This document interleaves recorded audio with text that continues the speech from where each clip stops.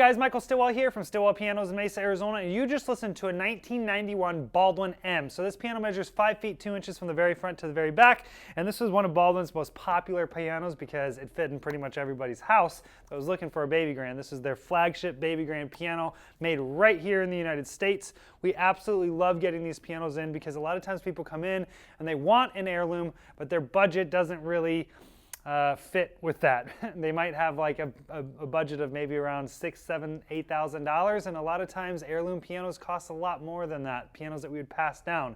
That's kind of right where you see a lot of the Asian pianos, which you don't really rebuild Asian pianos very often. So this particular one is in that price range, and it's an American-made piano, and it's fairly young. 1991 is a pretty young piano for us here at Stillwell because we tend to get pianos that are a little bit older than that, usually kind of closer to like, you know, the 80s, early 80s. A lot of times it's about when people are turning them over, you know, getting out of their forever home and downsizing. So that's when they end up here.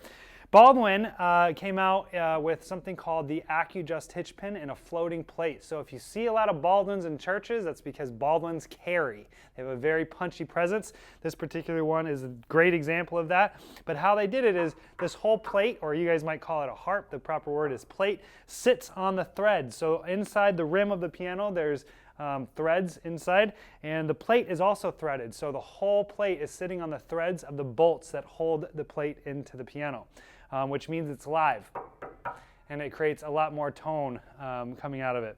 To do that, they also came out with what's called AccuJust hitch pins, which are at the back of the piano back here. And they allow the technician to adjust how much down bearing is getting pushed into the bridge and in turn into the soundboard, which is your speaker basically. So these are very, very cool pianos for us piano technicians. We love getting them. This particular one is in pretty good shape. There's no cracks in the soundboard bridge or pin block.